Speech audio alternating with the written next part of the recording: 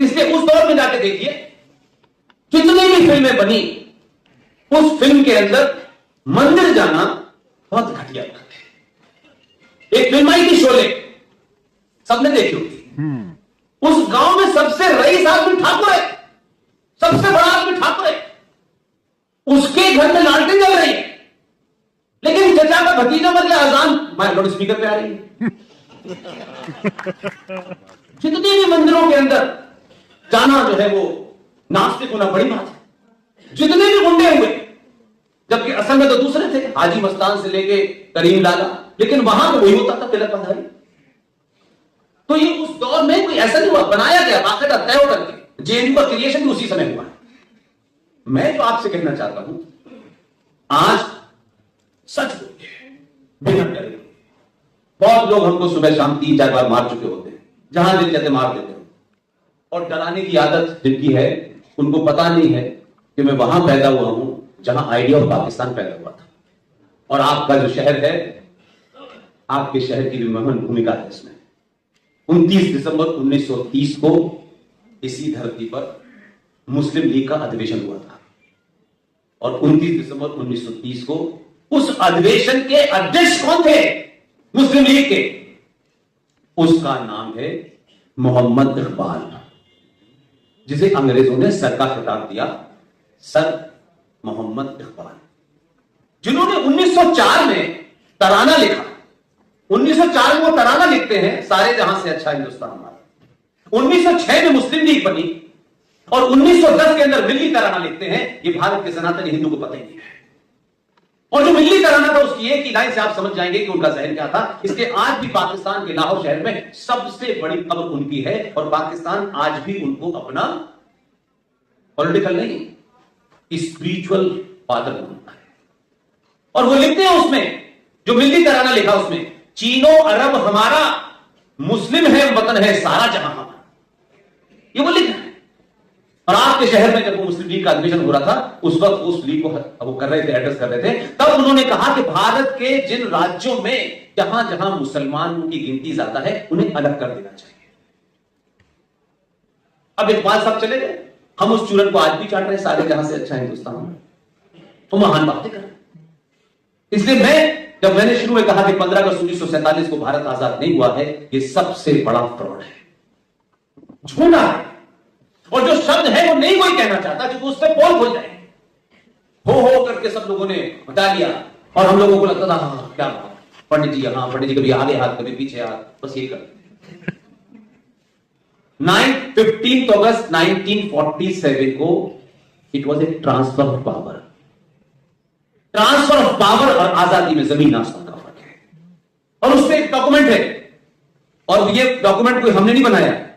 उस डॉक्यूमेंट में 1948 में चचा जान चिट्ठी लिख रहे हैं, और चिट्ठी में लिख रहे हैं एटली साहब को कि भारत के जो फर्स्ट गवर्नर जनरल थे, यानी जो ब्रिटिश साम्राज्य का आखिरी वाइसरॉय था, यकायक 15 अगस्त 1947 के बाद वो आजाद भारत का फर्स्ट गवर्नर जनरल बना, क्योंकि हमारे यहां लोगों की कमी पड़ गई थी। इस मामले में उस पड़ोसी मुल्क को आप कुछ भी कह दीजिए, जब वहां गए कि आप माउंटबेटन को अपना फर्स्ट गवर्नर जनरल बनाइए, उन्होंने कहा get lost, we are not going to accept this bastard. तब उन्होंने अली मोहम्मद जिन्ना को अपना फर्स्ट गवर्नर जनरल बनाया। ये करें हमारे अंदर नहीं करते, हमने तो दुकान चला रखी थी। इसलिए 1948 की ये चिट्ठी ये बताती है कि हम कौन थे और हमारी औकात क्या थी। तो चचा लिखते हैं चिट्ठी एटली साहब को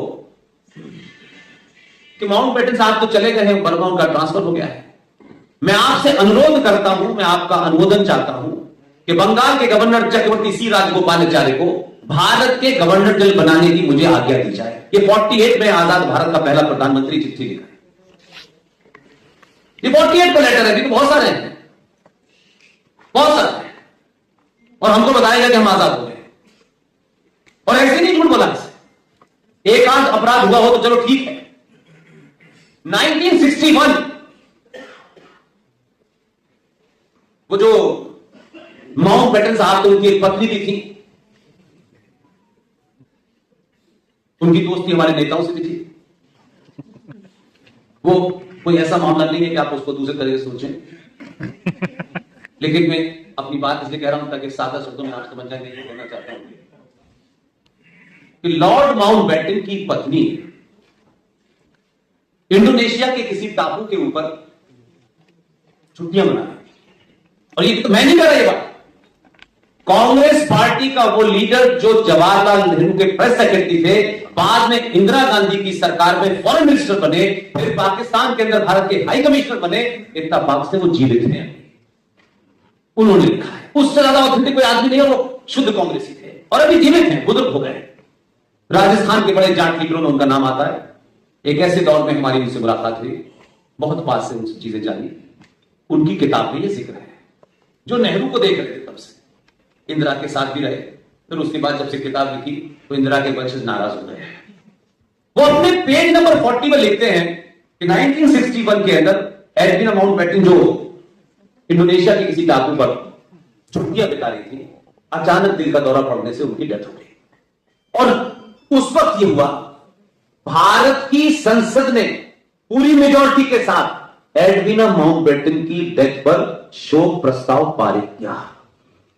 तो ये नेहरू जी चाहते थे, नेहरू जी पता नहीं क्या क्या चाहते थे और किसे किसे चाहते थे आज तक पता नहीं। आई नो शोक प्रस्ताव पारित हुआ। मैं डिमीन करने के लिए नहीं कह रहा हूं, मैं अपने आर्गुमेंट पे लाना चाहता हूं, उसके लिए मुझे आपको बताना चाहता हूं। 1979 बिहार और उत्तर प्रदेश का एक बॉर्डर पे शहर है, वहां से एक आदमी ने श्रीमती इंदिरा गांधी के खिलाफ पूरे देश में मूवमेंट खड़ा किया, जिसे हम लोग जेपी के नाम से जानते हैं। सिताब 11 गुजरे। 79 में जयप्रकाश नारायण की मृत्यु हो गई। आप सोचिए कि कुछ लीडर्स ने कहा कि जयप्रकाश नारायण, और खासतौर से वो लोग जो जेपी के मूवमेंट से उस फायदे से सत्ता तक पहुंचे, कम से कम इतना तो जमीर उनका जिंदा होना चाहिए था कि जिसके कंधे पे तुम सत्ता में पहुंचे थे, अगर उसकी मृत्यु हो गई तो तुम संसद में जब ये सवाल था कि उनको श्रद्धांजलि दे दी जाए, तो कुछ कांग्रेस के लोगों ने कहा कि नहीं, वो तो सदस्य नहीं थे।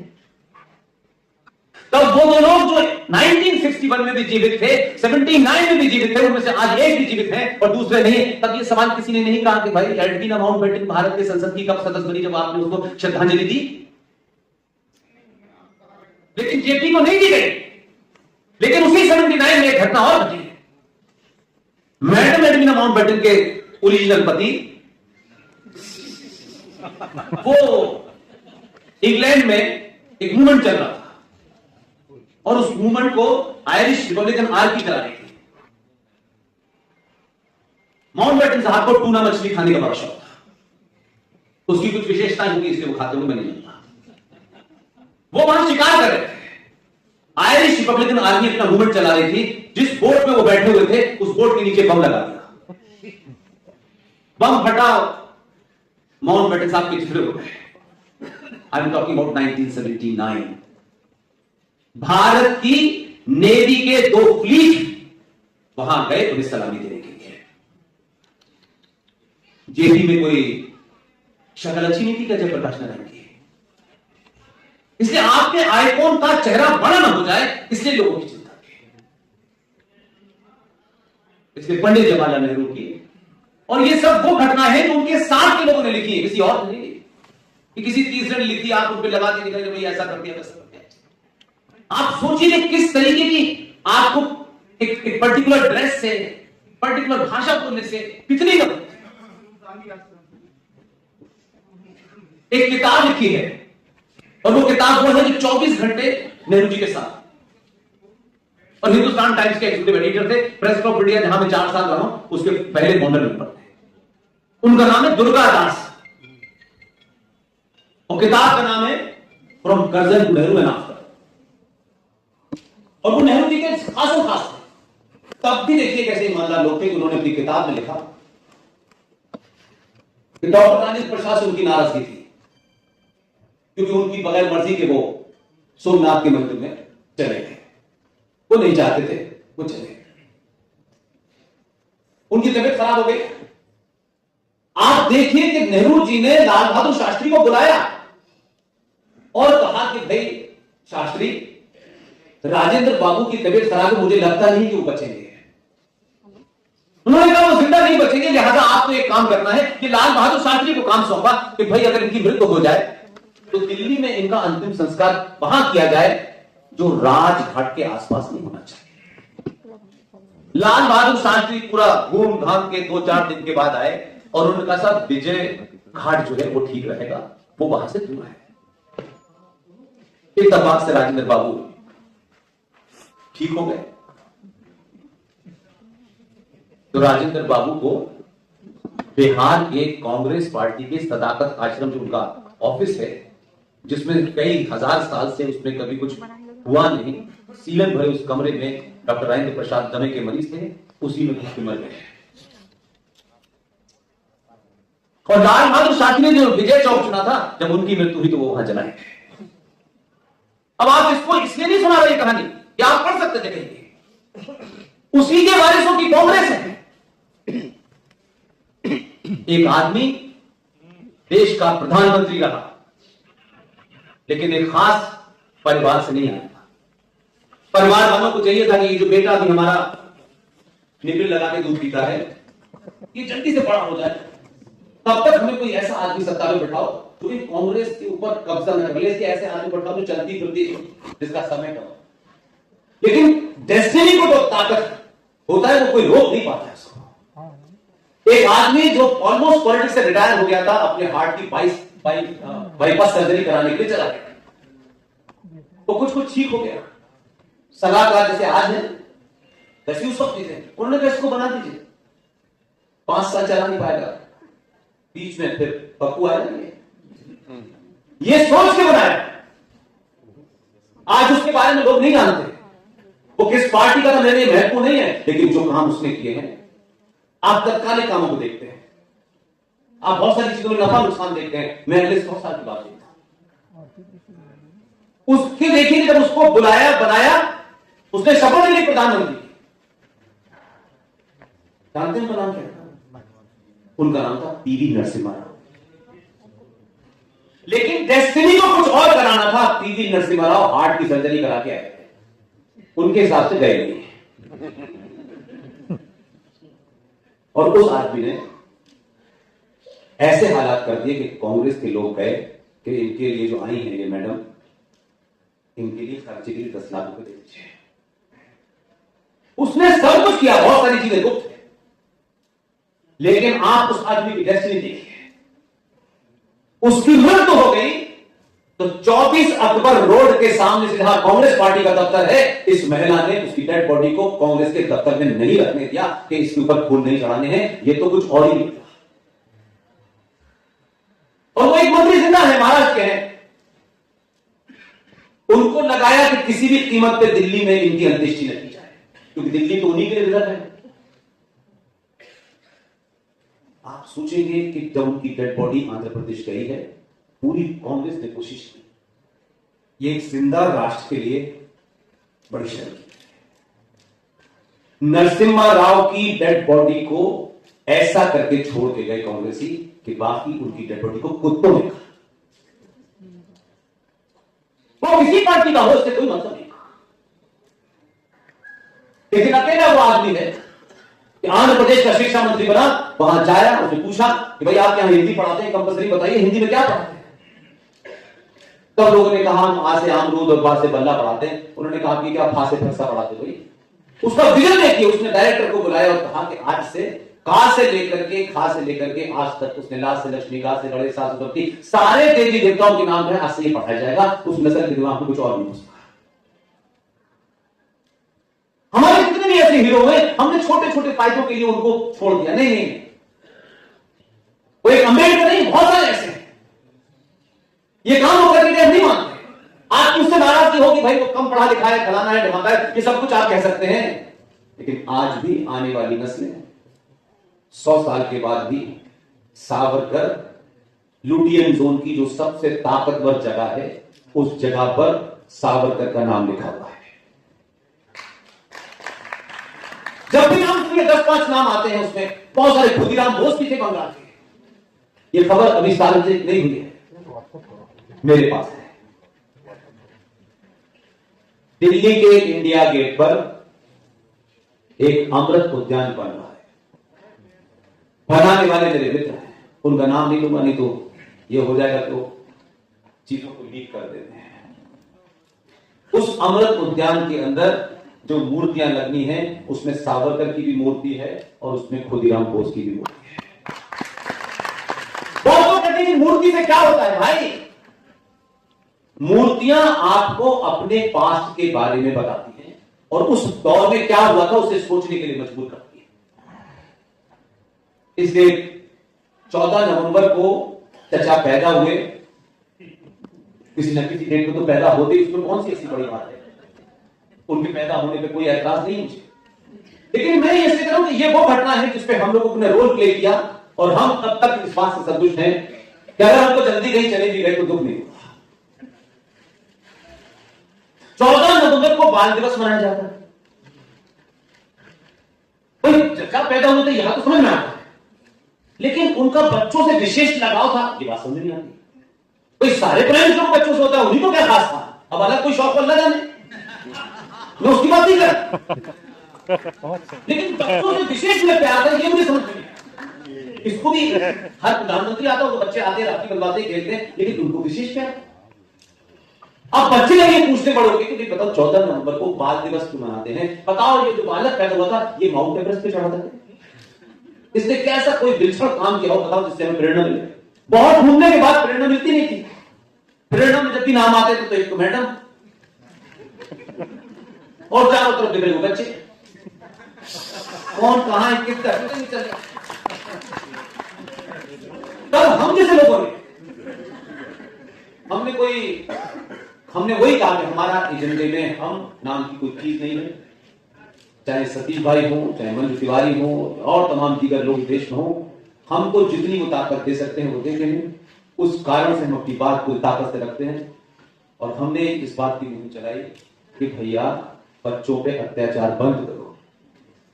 ऐसी कोई कहानी बताओ जिससे बच्चों को जब ये सुनाई जाए तो उनके अंदर अपने इतिहास की, अपने पूर्वजों की पराक्रम जो उन्होंने किया हो वो उनको याद रहे। और ये जो अब नस्लें निकल के आई हैं जो कहती हैं ये मेरा वाला अब्दुल है, उनको भी पता चले।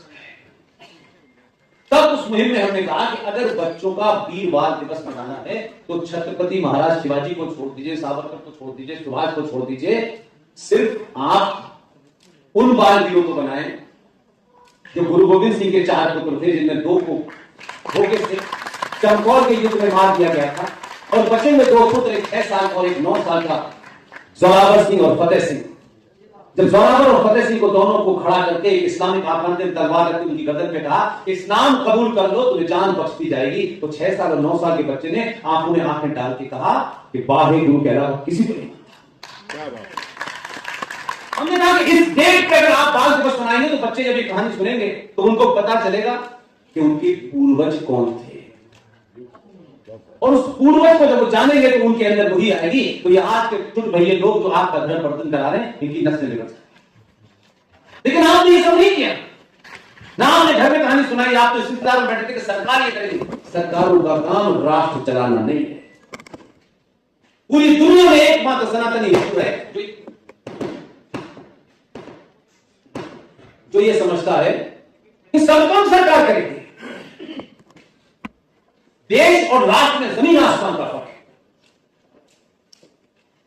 देश चलाती सरकार और सरकार के जितने भी अंग हैं सब पेड़ हैं, चाहे फौज हो, चाहे जज हो, चाहे पुलिस हो, चाहे टीचर हो, सब पेड़ हैं, तनख्वाह में काम करते हैं। वो सब मिलकर देश चलाते हैं। देश की भूमि के टुकड़े को कहते हैं जिसकी सीमाओं पर सेना खड़ी हुई है, उसको अंदर चलाने के लिए पुलिस है, न्याय व्यवस्था के लिए जजेस हैं, तमाम सारी चीजें, वो सारे अंग देश के हैं। आप कह सकते हैं राष्ट्र क्या है? हम एक बात देश है, क्योंकि हमको इतना भ्रमित किया गया है कि हम अपनी सही बात भी नहीं कह पा रहे। उसे कहने में लगता है कि हमको कोई कम्युनल न मान ले, हमको कोई सेकुलर न मान ले। राष्ट्र चलता है आपकी आस्थाओं से, मान्यताओं से, परंपराओं से, सरोकारों से, आपके साहित्य से, उससे चलता है। राष्ट्र में जब सरकारें दखल देने लगे तो मान लीजिए कि समाज लालची और कायर और मर चुका है। जिंदा है तो जिंदा होने का सबूत दीजिए। महंगे कपड़े, महंगी गाड़ी पहनने से कोई जिंदा नहीं होता, ज्यादातर लोग मरे हुए होते हैं। इसलिए सत्ताओं में बैठने वाले और सत्ता के अंग चलाने वाले जुडिशल में सुप्रीम कोर्ट के जजों को यह कहने का अधिकार मिल जाता है कि सबरीमला के अंदर जेंडर जस्टिस होना चाहिए। यह सुप्रीम कोर्ट का काम नहीं है। अगर इसके ऊपर कोई विवाद होगा तो शंकराचार्य आखिरी शब्द होगा और कोई होगा। लेकिन हमने अपने लोगों को मजबूत नहीं किया। अगर आप चुप हो गए तो सुप्रीम कोर्ट बता रहा है कि जेंडर जस्टिस होना चाहिए सबरीमला के अंदर, दही हांडी की लंबाई कितनी होनी चाहिए, महाकाल में शिव के ऊपर कितना पानी करना चाहिए। हम कोई काम अधूरा नहीं छोड़ते। जब उन्होंने कहा 10 दिन के बाद हमने पेड़ डाली कि मानिए हम चाहते हैं कि हर मंदिर में जेंडर जस्टिस को जरा मस्जिद में भी कर दीजिए, तो बोले यार नॉट ए पार्टी। मैंने कहा पार्टी होने का की वजह से आप देंगे, आप तो सुप्रीम कोर्ट के जज कहिए कि जेंडर जस्टिस हर जगह होना चाहिए। लेकिन जो लोग अपनी सिविलाइजेशन वो अच्छे हैं बुरे हैं उन पर सवाल हो सकता है, वो कहते हैं ये हमारा मामला है, हम दुनिया की किसी अदालत को नहीं मानते। उनको पता था जज साहब को कि मस्जिद में जेंडर जस्टिस किया तो उनके साथ सड़क पे इंजस्टिस हो जाएगा। ये प्रावधान आप 82 करोड़ हैं, अच्छा पहनना अच्छा खाना। शर्मा जी के 2 गाड़ी है तो मेरे पास 3 तो नहीं है। शर्मा जी की बेटी की शादी में 5 किलो सोना दिया तो मैं 6 किलो सोना दूंगा।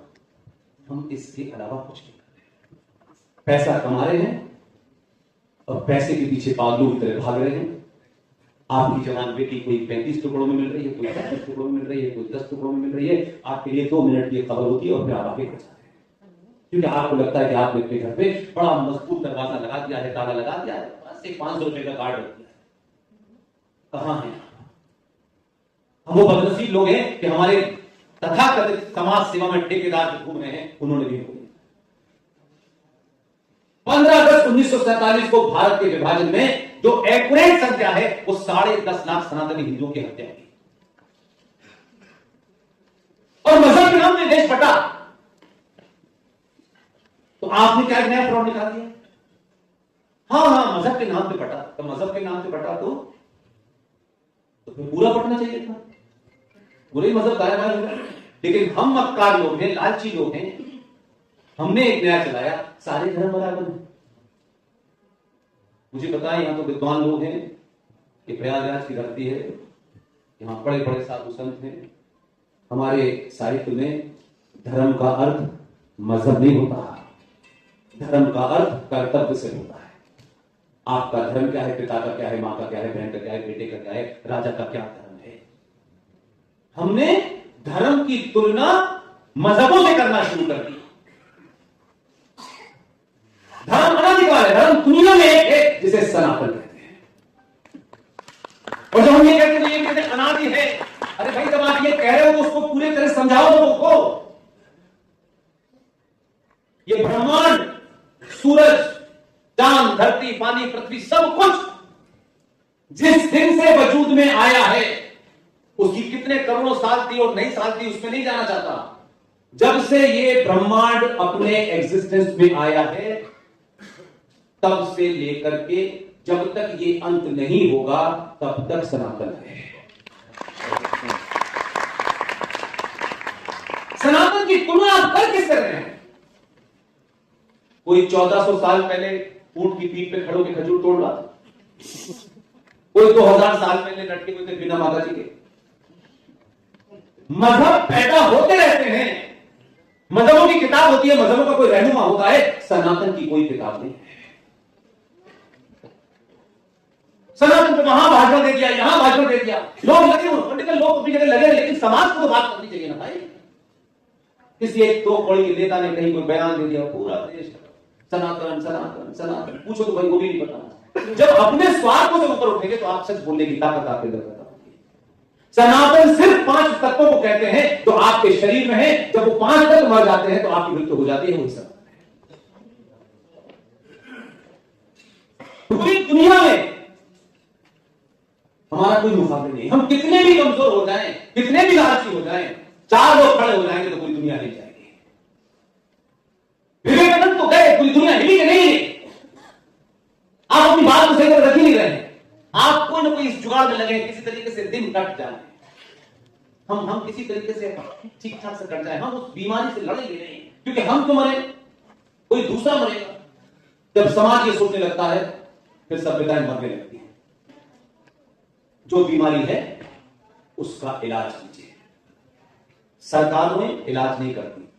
सरकारों का काम है कानून बनाना, कानून को लागू कर देना, कानून ये हो गया, इसके अलावा नहीं है। आप पूरी दुनिया में सबसे अभागे लोग हैं, सबसे अभागे लोग कि आज आपके बच्चे को कोई स्कॉलरशिप मिल जाए, कहीं दाखिला मिल जाए, कहीं थोड़ा सा कोई फायदा मिल जाए। मैं कह रहा हूं ये टुकड़ों टुकड़ों में क्यों मांग रहे हो यार? टुकड़ों में मत मांगो। पूरा समुद्र तुम्हारा है, तुम उस पर क्लेम तो करो।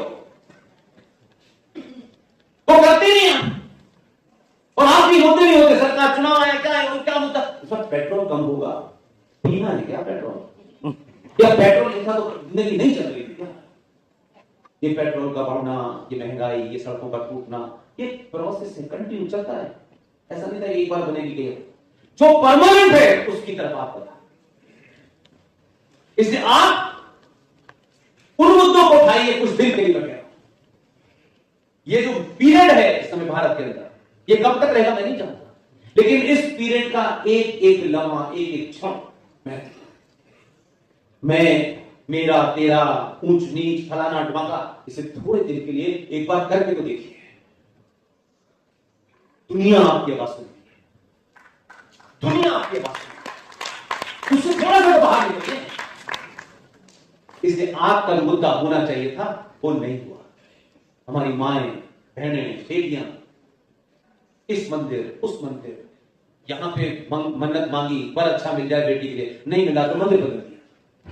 उस मंदिर में कोई काम नहीं हुआ तो फिर उस मंदिर के बाद बदल दिया। हम मंदिर को रिश्वत देने का हमने धंधा समझ रखा है क्या?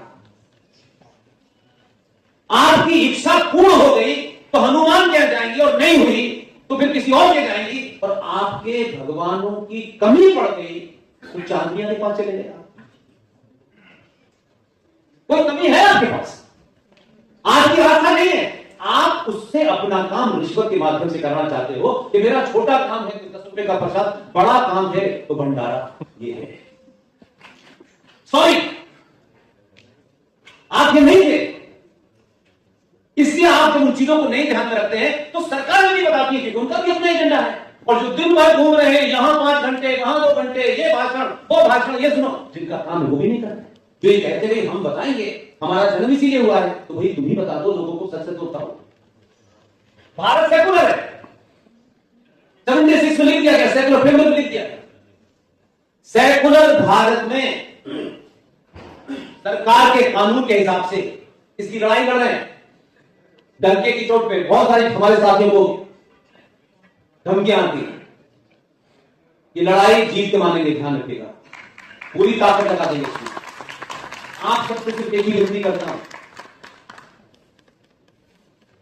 आप जब भी ऐसे लोगों को मिलें और उनके बीच पीछे आप आपस में भी मिलें, तो उस व्यक्ति को, उन लोगों को जो इस लड़ाई को अपना सब कुछ बेस्ट कैरियर छोड़ के लड़े। आपके और हमारे घर में कोई IIT खड़गपुर का टॉपर हो जाए ना, पूरे मोहल्ले को 3 गोल नहीं देगा। IIT टॉपर खड़गपुर का, न कोई संगठन है, न कोई निजी एजेंडा है, सब छोड़ दिया। और एक इतनी बड़ी लड़ाई लड़ रहा है जिसका आपको अंदाजा है, क्योंकि ये बात जिन्हें बतानी चाहिए वो बताएंगे नहीं। उनका मतलब 10 रुपए मिल रहे हैं, बस चाहे सब खत्म हो जाए, मेरे 10 रुपए मिलने चाहिए मुझे। सभ्यताओं की लड़ाई में वो मुद्दे उठाइए जिससे हजारों साल तक आप और आपकी नस्ल सुरक्षित हो जाए। ये सरकारों से भीख मांगना कि सरकार ने किसी को कुछ पैसे दे दिए हैं, इनकी फीस माफ कर दी है, इनको कुछ वजीफा दे दिया है, नहीं। जो आपके हाथ में है वो सरकार आपसे छीन नहीं सकती, लेकिन आप तो उस पर ध्यान देने नहीं चाहते। जे साईं दीपक भारत के सनातनी मंदिरों पर, हर वो मंदिर, एक तो मंदिर को लोगों ने सिर्फ ये समझ लिया कि भोग चढ़ाना है और कुछ मांग करनी है, और हो जाए तो भगवान बटारा करा देंगे आप। नहीं, मंदिर इसलिए नहीं बने। भारत में जितने भी अनादिकाल के मंदिर हैं शुद्ध साइंस के हिसाब से बने, क्योंकि जिनको बताना चाहिए था वो साइंस पढ़ते थोड़ी नहीं गए। वो तो बस भक्ति अलग चीज है। कोई मंदिर ऐसा नहीं है, आज के मंदिरों की बात नहीं कर रहा हूं, तमाम मंदिरों में इंजीनियरिंग ज्योतिर्लिंग जितने हैं, और ये मैं इलाहाबाद में कह रहा हूं, जो बड़ी पढ़ाई लिखाई की नगरी है, बड़े बड़े विद्वान यहां से निकले। भारत के सारे ज्योतिर्लिंग जितने भी हैं, आप उठाइए मैप और देखिए कि भारत के इस जमीन में रेडियो एक्टिव की लाइन कहां कहां से गुजर रही है। उसी रेडियो एक्टिव की लाइन के ऊपर अलग अलग जगह शिव मंदिर बने हुए हैं, जिन्हें आप 12 ज्योतिर्लिंग, और वो वहां उस एनर्जी को कंट्रोल करते हैं। इसलिए शिव जी पे पानी डाला जाता है, जल चढ़ाया जाता है, उसे आस्था से जोड़ते हैं। अगर ये ड्यूटी लगा दें भाई इसमें कल से 5 घंटे पानी आ रहा है, तो नहीं, आस्था से जोड़ने से आदमी उसको करता है ताकि वो गर्म न हो। उसमें से निकलने वाली रेस जो है वो आपकी इंपॉर्टेंट है। इसलिए शबरीमला के अंदर जो लोग जाते हैं, जिनको पता नहीं है, उसी शबरीमला में 5 मंदिर और हैं, और उसमें से एक मंदिर ऐसा है जिसमें पुरुषों की एंट्री पे है सर्टेन टाइम के लिए। लेकिन एक एजेंडे वालों ने कहा कि नहीं साहब, इसमें शबरीमला में इस मंदिर के अंदर महिलाओं का आना मना है। कैसे नैरेटिव क्रिएट किया जाता है, और पूरे देश में बवाल हो गया।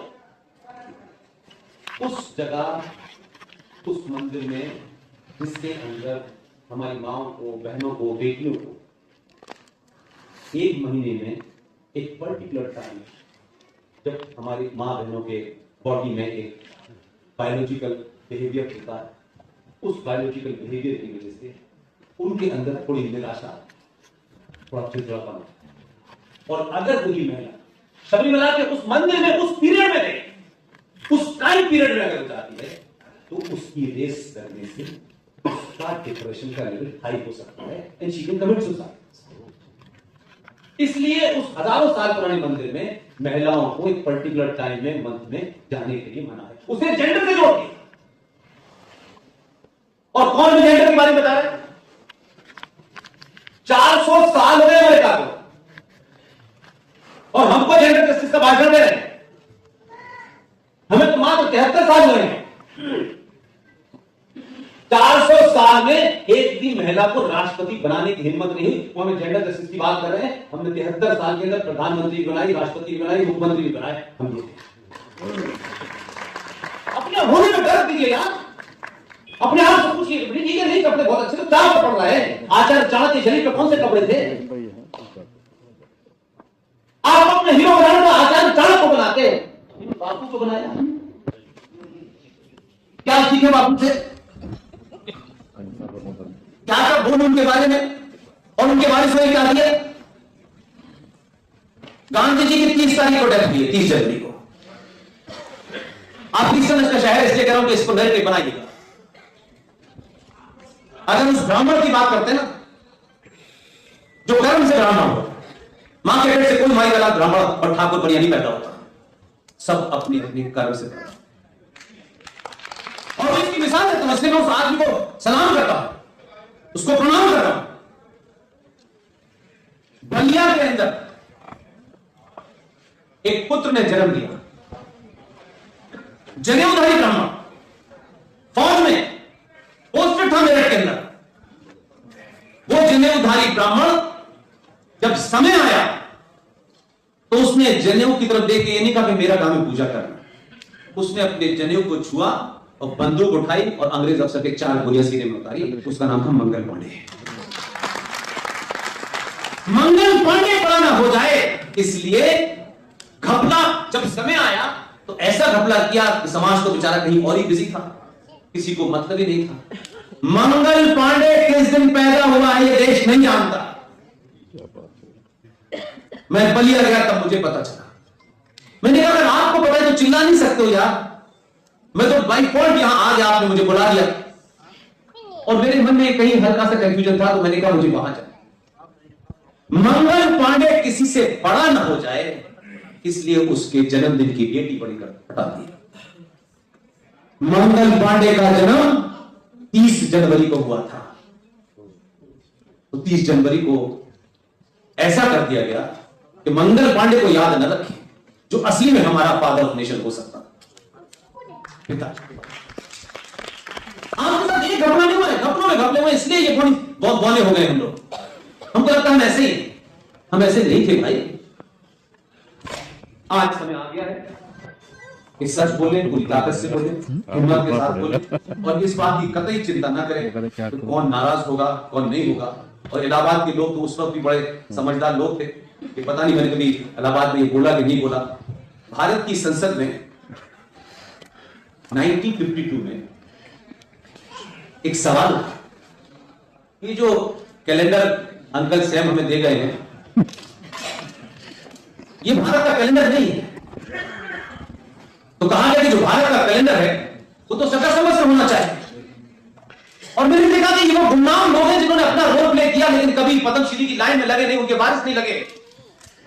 लेकिन आपकी जिम्मेदारी है कि अगर उनके परिवारों ने कुछ पुरस्कार लेने के लिए पार्टियां ज्वाइन नहीं की, किसी की जूतियां नहीं उठाई, तो आपको उनका सम्मान करना चाहिए। और हमारे दौर में अगर हमको पता चल गया है तो हम उनका नाम 100 बार लें, भले ही हमारे रिश्तेदार हो ना हो, हमारी जाति के हो ना हो, कोई फर्क नहीं। बड़ा काम लोग करके गए। आज आप छोटी छोटी डिमांड करते हैं सरकार, तो मैं कहता हूं मत करिए डिमांड, एक स्वर में बोलिए ना। शाम को सरकार वो जानते हैं कि कहां चुके। इस 1952 के अंदर किसी समझदार आदमी ने संसद में जब ये सवाल उठाया कि भारत का कैलेंडर तो सका संबद्ध से होना चाहिए, तो उस पर बहस हो गई।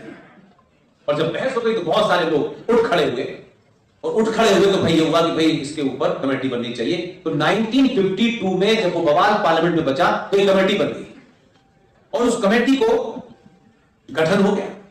आप जानते हैं उसमें आपके शहर के लोगों का क्या रोल है? कम से कम प्रयागराज के लोग उन लोगों पे गर्व करें, और उन परिवार का कोई भी वारिस मिल जाए उसकी सड़क पे भी पैर छूइए।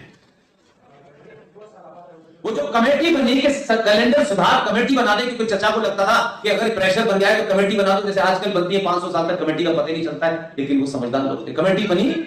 उस कमेटी के हेड कौन थे? डॉक्टर मेघनाथ साहब, जो आपके फिजिक्स डिपार्टमेंट के अध्यक्ष इलाहाबाद। उस समिति में 6 सदस्य थे, जिसमें प्रोफेसर ईसी बनर्जी साहब थे जो वाइस चांसलर थे इलाहाबाद यूनिवर्सिटी। उसके अंदर डीएल दफ्तरी थे, बीसी कालंदीकर थे जो संपादक थे केसी अखबार के, गोरख प्रसाद थे जो head of the department mathematics Allahabad विश्वविद्यालय, प्रोफेसर आरवी वैद्य थे जो इलाहाबाद यूनिवर्सिटी के थे। इन सब लोगों के बीच में कमेटी बनी, और इस कमेटी ने अपनी रिपोर्ट दी, साइंटिफिक दी। कोई ऐसे नहीं थी कि वो मंत्र तंत्र के हिसाब से एक एक चीज उन्होंने बताई कि क्यों ये कैलेंडर ऐसा होना चाहिए। उस कमेटी की रिपोर्ट दी गई, कैलेंडर की कमेटी की रिपोर्ट पार्लियामेंट में रखी गई। 1956 में राज्यसभा लोकसभा से सर्वसम्मति से पारित हुआ कि भारत सरकार का कैलेंडर सख्त संबद्ध से छपेगा।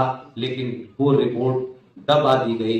लेकिन क्योंकि अंकल सैम मैडम को छोड़ गए थे तो आज भी कैलेंडर अंग्रेजी से चल रहा है। तो हमने संसद में जो काम पास हुआ है नई डिमांड कर ही नहीं रहे। हम तो कह रहे हैं कि संसद में पास हुई चीज संसद की होती है, वो किसी पार्टी की नहीं होती है। हमने इसकी मांग की है और हमने इसकी लड़ाई कोर्ट के बाहर लड़ी।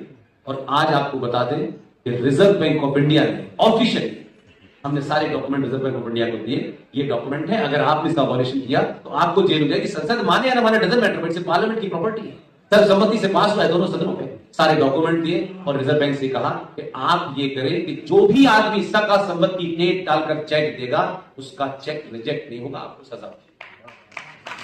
और रिजर्व बैंक ने हमारी बात पे नोटिफिकेशन जारी कर दिया। दोस्तों सारे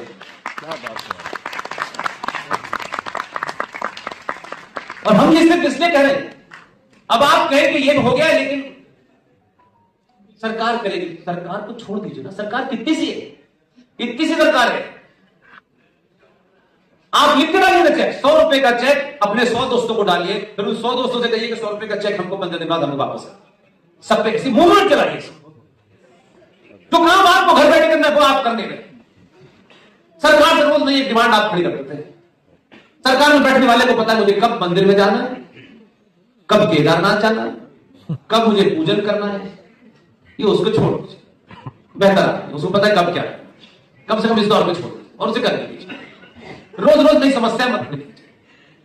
और 800 साल की जो आपके अंदर गुलामी घुसी हुई है, उसको आप 70 मिनट में चाहते हैं ठीक हो जाए, ये नहीं होगा। ये मैगी का तौर तो जरूर होता है, काम इतनी तेजी से नहीं होता। जनमानस की आवाज को कोई इग्नोर नहीं कर सकता। इसलिए आप छोटे छोटे 10-5 काम कर जाए। मैं मानता हूं, ना तो अम्बेडकर का कोई आज वारिस है, न कलंदीकर का कोई वारिस है, न साहब का कोई वारिस है, लेकिन अगर उनका कोई वारिस होगा और ये आवाज उसके कान में जाएगी तो वो कहेगा 70 साल बाद हमारा वक्त आया है। ये सिर्फ इतना ही करना है, कहीं किसी को कोई धरना प्रदर्शन नहीं करना, वो हमारे काम नहीं है भाई। हम सच बात इतनी ताकत से पब्लिक में रखते हैं कि लोग उसमें कॉमा फुल स्टॉप की गलती ना निकालें, और सच सच होता है। और आज की डेट में हमारे जमाने में तो जनरल नॉलेज की किताब खरीदने के पैसे नहीं हुआ करते थे हमारे पास। आज तो आप बैठ के जब तक बोल रहा होगा उतनी देर में आप वेरीफाई कर लेंगे कि मैं क्या कह रहा हूं क्या नहीं कर रहा, सब कुछ है। ये दौर आप ही के लिए आया है, इसलिए पूरा विश्व ये कहा करता था 21वीं सदी भारत की होगी, तो बहुत लोग समझते थे कोई गाड़ी चलने वाली है। यही इसीलिए कहते थे कि पूरा विश्व आपको पिताजी से नहीं जानता है, पूरा विश्व आपको आचार्य चाणक्य से जानता है। इसलिए उन्होंने कहा कि 21वीं सदी, इसलिए खुदा के पास, भगवान के पास अपने अंदर की कुंठाओं को समाप्त कीजिए। मैं ब्राह्मण हूं, मैं ठाकुर हूं, मैं बनिया हूं, मैं दलित हूं, मैं फलाना हूं, सच बोलिए। भारत भूमि अनादिकाल से कर्म प्रधान रही है, जाति प्रधान नहीं रही। और उसकी मिसाल देता हूं, मैं पब्लिकली देता हूं। 2 ब्राह्मण, एक परशुराम और एक रावण, विद्वान, दोनों विद्वान थे, कोई उनकी विद्वता में तो कोई शक नहीं। लेकिन रावण ने उस समय के सरोकारों को, मान्यताओं का उल्लंघन करते हुए गलत काम किया। न मेरी मां ने देखा, ना दादी ने देखा, ना किसी ने नहीं देखा होगा, लेकिन ये कहानी दादी दर दादी पिछले हजारों साल से सुनते सुनते इतने बड़े हो गए। और आज भी रावण अपने कृत्य के कारण चौराहे पे जलाया जाता है, और परशुराम अपने कृत्य के कारण मंदिर में पूजे जाते। और इतने बड़े जातिवाद के बावजूद भी ये मैं वो आप कुछ भी नहीं है, हम बौने हैं, हम बहुत बड़े बौने। आज भी इतना सब कुछ होने के बाद भी आज भी कोई ये माई का लाल दावा नहीं कर सकता कि रावण का वध किया था या ब्राह्मण का वध। मर्यादा पुरुषोत्तम राम आज के हिसाब से ठाकुर हुए, क्षत्रिय हुए, मैं गलत हूं? लेकिन आप सोचिए कि वो जो ब्राह्मण मंदिर में पूजा कर रहा है, उसे कुछ पता नहीं है, उसके यहां कहीं साइंस में है, लेकिन इतनी क्लैरिटी नहीं, लेकिन है ये। लेकिन उसने आज तक हजारों साल से हम देख रहे हैं, मंदिर में जो ब्राह्मण पूजा करा है, उसने कभी नहीं कहा कि मैं इस राम की पूजा नहीं करूंगा क्योंकि इसने एक ब्राह्मण का वध किया। वो ये कहता है कि इसने उस ब्राह्मण के अंदर एक ऐसी प्रवृत्ति को जो उस समय की सीमाओं का अतिक्रमण करे, उसकी हत्या की है, ब्राह्मण की हत्या की। अगर वो ब्राह्मणवादी होता और बहुत ही ज्यादा कुंठित होता तो जिसने उनकी हत्या की है उसे मंदिर में रोज बुला करके उसकी पूजा नहीं करता। और वही ब्राह्मण आप अपने सेटिस्फैक्शन के लिए गाली दे लीजिए, वही ब्राह्मण मंदिर में जब बैठता है, मंजू जी, उस ब्राह्मण ने कब यह कहा कि दीक्षित साहब और मिश्रा जी और शर्मा जी की लिखी हुई रामायण पढ़ाऊंगा, वो वाल्मीकि की लिखी रामायण पढ़ता है। और आप कहते हो ब्राह्मणवादी, उसने तो नहीं पूछा। मंदिर में लाइन लगती है, मुझे बता दीजिए किस पंडित ने पूछा, मुझे एक बात बता, ये घटना कहीं तो मुझे पता ही जरूर कि लाइन लगी हुई थी, मंदिर में लोग आ रहे थे, वो ब्राह्मण सबको प्रसाद दे रहा था और उसने हाथ लेके कहा तुम दलित, तुम्हें लाइन में एक दलित खड़ा, एक ब्राह्मण खड़ा, किसी ने पूछा तुम आगे वाले ब्राह्मण हो, नीचे वाले दलित हो, मैं तुम्हारे साथ नहीं खड़ा हूं। भारत की परंपरा में कभी यह हो ही नहीं सकता था। ये भारत का संविधान है जो आपकी अपनी जाति बताता है, समझ नहीं बताता। इस बीमारी से बाहर निकलिए। जो युद्ध लड़ रहा है, जो वहां खड़ा हुआ है, वो जो भी कुछ कर रहा है, उसकी बुराई आप करिएगा बाद में। इस दौर में जाति पूछी किसी ने? पूछी जाती कि कल्याण सिंह की क्या जाति थी, जिसने खड़े होकर के कहा कोर्ट में, ये कुर्सी अगर 1000 मंदिरों के लिए भी तैयार होगा तो मैं 1000वां लाभ करूंगा। कल्याण सिंह नहीं आना, इसलिए मैं किसी की तारीफ कैसे नहीं करता।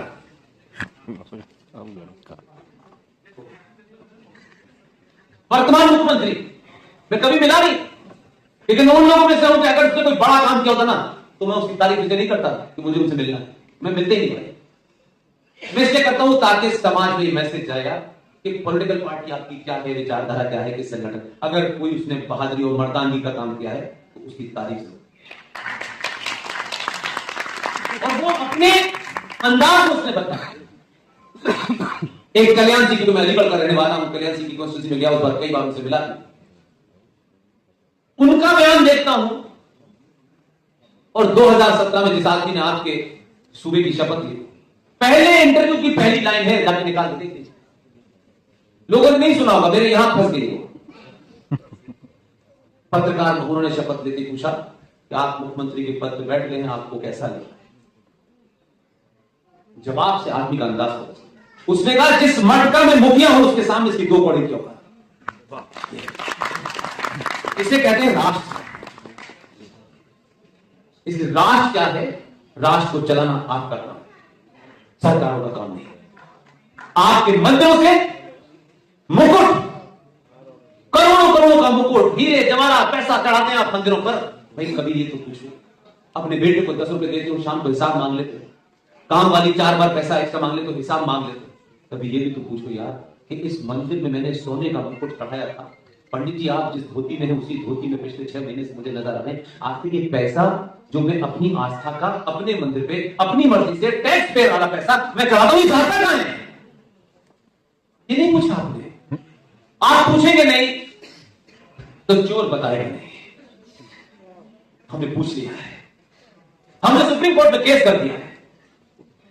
भारत के सनातनी मंदिर, उन पे चढ़ने वाला पैसा जो शुद्ध सनातनी हिंदू का है, किसी का उसके ऊपर कोई अधिकार नहीं है, और टैक्स पे करने के बाद हमने पैसा चढ़ाया है। नंबर 2 का काला पैसा नहीं चढ़ाया। पूरे देश के मंदिरों से कुल मिलाकर के 2.25 लाख से 2.5 लाख करोड़ रुपया सालाना भारतीय सनातनी मंदिरों से इकट्ठा होता है, जो सेकुलर सरकार है। सेकुलर हमारे लिए न गुरुद्वारों से, न मजारों से, न चर्चों से, पैसे सब बराबर हैं, लेकिन हमारा पैसा लेने के लिए आप सेकुलरिज्म के नाम पे देते, बाकी लोग नहीं गए। क्यों? कोई लड़ाई नहीं लड़ेगा इससे। वो पैसा हम इसलिए नहीं लड़ रहे हैं, हम पता भी नहीं कि हम रहेंगे कि नहीं रहेंगे, हम इसलिए लड़ रहे हैं अगर 2.25 लाख से 2.5 करोड़ रुपया आपका शुद्ध पैसा है, जो टैक्स पेयर का पैसा है, अगर अपने समाज में से कुछ लोगों को आप खड़ा कर दें और कहें कि हर साल 2.5 लाख करोड़ रुपया जो आता है ये एक ट्रस्ट में जाएगा, और इस ट्रस्ट से हिंदुस्तान में दलित का, ठाकुर का, बनिए का, ब्राह्मण का कोई भी बेटा बेटी पढ़ाई में पीछे है, उसे स्कॉलरशिप इस ट्रस्ट से मिलेगी। रिजर्वेशन हटाओ, रिजर्वेशन तो आप कहां फंसे हुए हैं? आपके हाथ में जो लड़ाई है वो ही करना चाहिए। आपके मंदिरों का नियंत्रण सरकार के पास है भाई। राजस्थान में एक मंदिर है नाथद्वारा, पता नहीं आप में से कितने लोग गए? नाथद्वारा मंदिर है। हमारी एक बहन है वहां राजसमंद के अंदर, उनकी मां अपने ही वो मेंबर पार्लियामेंट थी, और उनकी बेटी चुनाव पिछला भी जीती, अभी भी। हमने कहा ऑथेंटिक सोर्स क्या हो सकती है? हमने उससे कहा कि आप सदन में खड़े होकर ये प्रश्न पूछ लें, क्योंकि सदन के अंदर दिया हुआ जवाब उससे डिनाई नहीं कर सकते। उसने सिर्फ इतना ही पूछा कि नाथद्वारा मंदिर की सालाना इनकम कितनी है, और इस इनकम के बाद इस मंदिर पे कितना पैसा खर्च किया जाता है। विधानसभा ने राजस्थान के इस सवाल उसको लिखित में दिया। नाथद्वारा मंदिर से हर साल 85 करोड़ रुपया कलेक्शन होता है, और इस मंदिर के ऊपर 1 रुपया हम नहीं खर्च करते, ये सरकार का निर्णय है। और कहा कि ये पैसा हम सेकुलर कामों पे खर्च, तो आपके हाथ में है, उस पर लड़ाई लड़िए ना। कहां किसको इसको रिजर्वेशन दे दिया, उसको नहीं दिया, मेरे बेटे को नहीं दिया, अपर कास्ट और कास्ट, ईमानदारी से करें, ये लड़ाई लड़िए ना। ये साईं दीपक सुप्रीम कोर्ट में लड़ रहा है, सारे तथ्यों के साथ लड़ा। पूरी सरकार आएगी जाएगी, हमको कोई इंटरेस्ट नहीं, लेकिन हमने जो तथ्य दिए हैं सुप्रीम कोर्ट 50% समझ चुका है, 50% और समझा। ये लड़ाई हम जीते, ये लड़ाई बड़ी। किसी दो कोड़ी के नेता को तो कल तक जिसमें 50 रेप के केस थे, मर्डर के केस थे, क्योंकि वो आपका कुछ अपने से कुछ सेटिंग है, उसे आप जिताने लगे। बाप के पैर पकड़ता है, चुनाव के बाद आपको दांत मार के बताए। नेता तो उनकी औकात करती है, नेता बहुत कम है, समाज बहुत बड़ा है। नेता हमसे है, हम नेताओं से नहीं। इसलिए सही नेता चुनिए, और जो नेता चुन लिया है तो फिर उसको खुल के काम करने दीजिए, और जो कर रहा है उससे सवाल अभी मत पूछिए कि तुमने सड़क क्यों बनाई, फलाना क्यों बनाई। हमने जीएसटी भी बहुत दिया, टैक्स भी बहुत दी, सब कुछ देखा हमने, लेकिन पहली बार हमने देखा कि अहिल्याबाई होलकर के बाद कोई राजा जो देश चला भी रहा है और भारत राष्ट्र के लिए भी काम कर रहा है। अगर वो नहीं चाहता तो 22 जनवरी नहीं पैदा हो सकती, वो भी कर्म अपना पूरा करके जा सकता, कोई रोक नहीं सकता था उसको। ये केदारनाथ ऐसे नहीं हो सकता था। इसलिए अहिल्याबाई होलकर को याद कीजिए, जिन्होंने राज भी चलाया, और इंदौर, महाराष्ट्र की एक मराठी लेडी इंदौर से चल के आपके बनारस गई, बनारस में बाबा विश्वनाथ की जो मूर्ति खंडित की थी, औरंगजेब ने उसको वहीं स्थापित किया, उसके ऊपर उजड़वाया और चली गई। उसने ये नहीं सोचा कि मेरा नाम नहीं होगा। इसलिए यहां आपका यकीन बढ़ाने के लिए कह रहा हूं, अहिल्याबाई होलकर का तो कोई आज वारिस भी नहीं है। अहिल्याबाई होलकर चली गई, 1795 में उनका देहांत हो गया, समाप्त हो गई। लेकिन देखिए, ये आपके सामने का चमत्कार है। एक आदमी गुजरात से आया, बाबा विश्वनाथ की नगरी से उसने चुनाव लड़ा, चुनाव जीता, ये हुआ वो हुआ। आज उस नगरी के अंदर जब वो मंदिर का जीर्णोद्धार हुआ, उस मंदिर के प्रांगण में उसने अपनी मूर्ति भी लगाई है। इतनी बड़ी अहिल्याबाई होलकर की मूर्ति लगी हुई है कि लोग कहेंगे कि आज तो उनका कोई वारिस नहीं है, इससे वोट नहीं मिलेंगे। इसलिए आप ये मान के चलिए कि जो काम आज कर रहे हैं, हो सकता है जीते जी आपको बड़ी तारीफ न मिले, आपका सम्मान न हो। कुछ पागल आएंगे 50-100 साल बाद हमारी तरह और चिल्ला चिल्ला के लोगों को जगा देंगे। बहुत बहुत धन्यवाद समय करने के लिए।